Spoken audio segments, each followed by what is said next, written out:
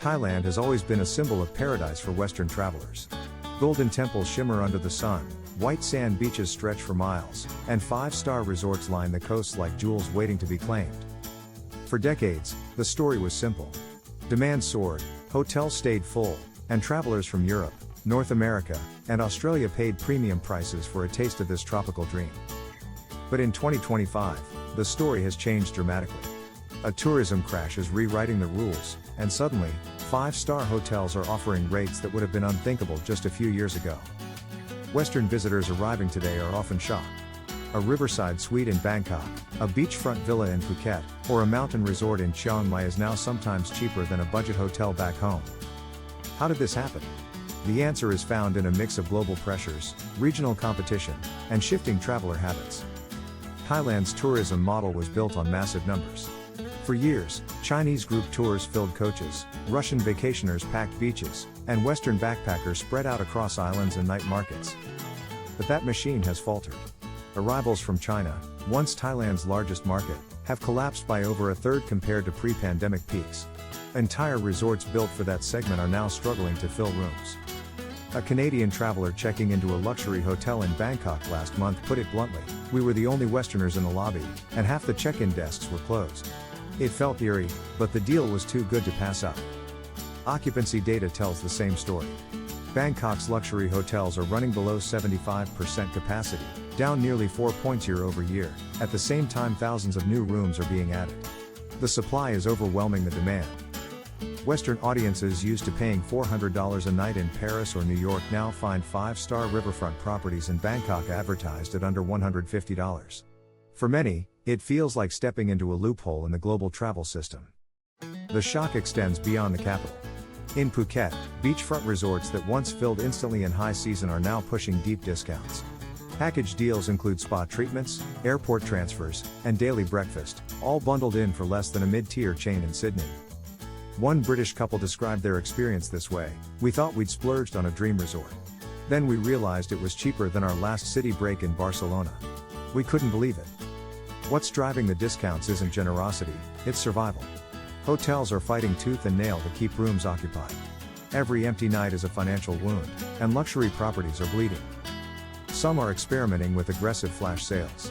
Others are targeting Western markets with online ads promising luxury for less. The idea is simple: if Asian arrivals aren't filling the rooms, maybe Europe and North America will. For Australians, the timing couldn't be better. With strong flight connections and favorable exchange rates, they're snapping up deals on the islands, finding themselves in resorts that once catered only to high-end honeymooners. And for Canadians and Americans weary of rising travel costs in Europe, Thailand suddenly looks like a luxury escape at bargain prices. Villas with private pools cost less than a mid-range hotel in Toronto or Los Angeles. But underneath the traveler excitement, there's tension. Hotels are cutting costs quietly. Staff levels are thinner, maintenance lags longer, and some once lavish buffets feel slightly less abundant than before. Western travelers notice, but many accept it as the price of the deal. A guest from Germany said it plainly: "Yes, the service was slower, but at this rate, who can complain? It still felt like luxury." The cracks are showing most visibly in Bangkok. Once buzzing with business travelers, conferences, and tourists, some five-star lobbies now echo with emptiness. Hotel managers speak of banquet halls sitting unused and floors sealed off to save costs. In Chiang Mai, boutique luxury hotels once considered exclusive are now packaging multi-night deals that throw in massages, cooking classes, and transfers, just to get heads in beds. Western travelers are delighted. Owners are quietly panicked. The crash is also fueled by competition. Vietnam, Malaysia, and even Cambodia are luring tourists with fresh infrastructure and lower costs. Westerners are increasingly comparing Bangkok not just to Paris or Rome, but to Hanoi or Kuala Lumpur. For Thailand, that means the old advantage is fading. Luxury here is no longer unique, it's one option among many in Southeast Asia's crowded market. Yet this moment feels extraordinary for travelers. An American couple recently booked a week at a Phuket resort for less than they'd paid for a 3-night trip to Las Vegas. They left amazed, telling friends back home, "It felt like we robbed the system." This is the paradox of Thailand's tourism crash. For the industry, it's a crisis. For Western travelers, it's an opportunity too good to ignore. If Bangkok set the tone, Phuket drives the reality home. Once a playground for honeymooners and luxury seekers, it now competes fiercely to keep rooms full. Resorts that once boasted exclusive now whisper affordable in bold promotions aimed squarely at Western travelers. A French family staying at a 5-star beach resort in Patong found themselves in disbelief. The rate, including breakfast and spa credits, came out lower than their last holiday in Marseille. It felt surreal, they said, as if the resort was almost begging us to stay. This theme repeats across Thailand's southern islands. Koh Samui, Koh Phi Phi, Krabi, all once commanding premium rates, now offering bundled packages with excursions, meals, and airport transfers included. For Australians, this feels like a travel hack. Flights from Sydney or Melbourne deliver them straight into a paradise where the entire holiday, flights plus 5-star accommodation, often costs less than a week at a domestic resort back home. The numbers tell the bigger story. Supply has ballooned. Over 3,000 new hotel rooms are expected to open in Bangkok this year alone, while Phuket adds hundreds more. Yet arrivals from key Asian markets continue to lag, leaving a dangerous oversupply. Western travelers find themselves the beneficiaries of this mismatch. A beachfront suite with a plunge pool that once sold for $500 a night now sometimes dips under $200, especially during shoulder seasons. Chiang Mai in the north offers another striking case. Once popular with digital nomads and culture seekers, its boutique luxury hotels are feeling the pinch. To attract bookings, many have begun offering packages that feel almost absurdly generous: daily yoga, spa treatments, cooking classes, and transfers bundled for less than the cost of a standard room in Munich or London. One Canadian solo traveler described her stay: "I was treated like royalty. Every day they added something new, a massage, a guided tour, a private dinner. And I kept thinking, how is this affordable?" The truth is, it isn't sustainable.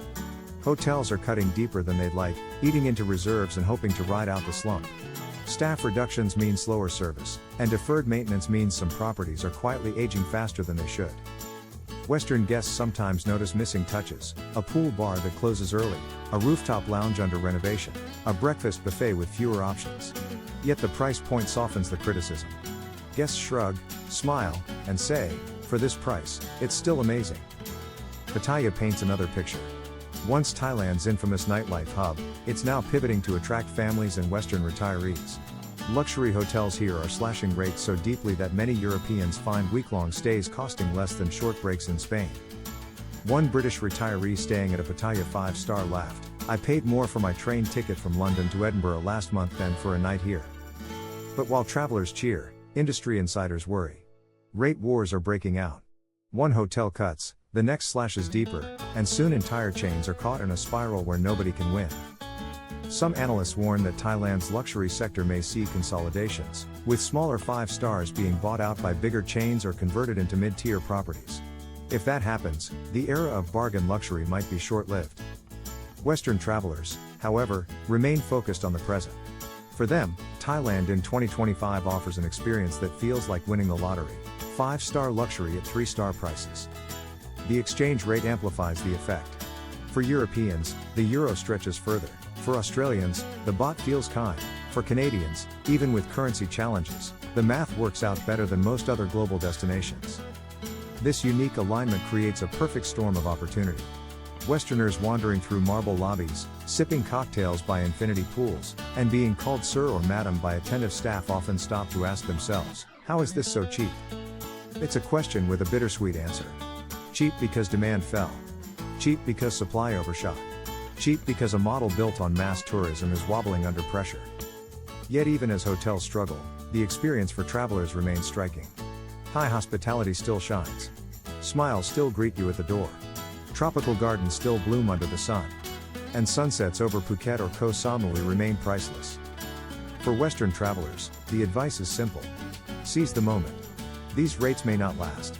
As global demand shifts, flights normalize, and markets recover, 5-star prices are likely to climb again. But for now, Thailand's tourism crash means Western visitors can live luxuriously at a price that feels almost unreal. It's a paradox, a crisis for the industry, a golden age for the guest.